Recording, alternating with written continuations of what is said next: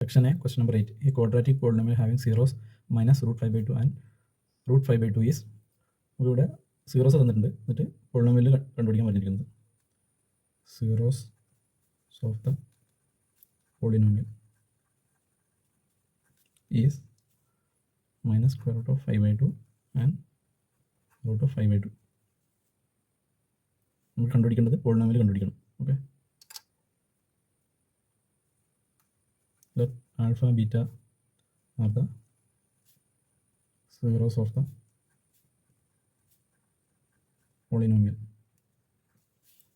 So alpha equal to minus square root 5 by 2, beta equal to square root 5 by 2. Sum of zeros, sum of the zeros, alpha plus beta equal to minus square root 5 by 2 plus square root 5 by 2, that is equal to 0. Product of zeros, alpha beta equal to square root 5 by 2, 5 by 2, this is equal to 5 by 2 into minus 5 by 2. Okay, അപ്പോൾ നമുക്ക് sum of the സീറോസും product of സീറോസും കിട്ടി. അപ്പോൾ basic equation for quadratic polynomial എന്ന basic equation for quadratic polynomial is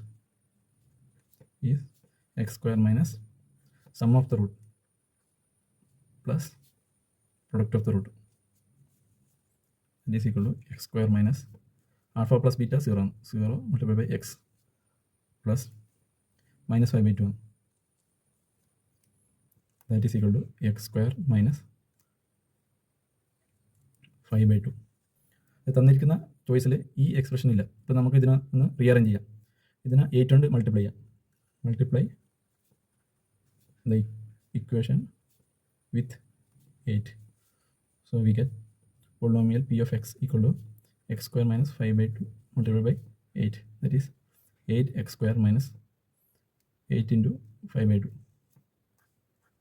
That is equal to ഇത് കട്ടായി 4 ആണ്. അപ്പോൾ 8x square minus 20 എന്ന് കിട്ടും. p of x നമുക്ക് കണ്ടുപിടിക്കേണ്ട polynomial p of x is equal to 8x square minus 20. നമ്മുടെ choice B ആണ്.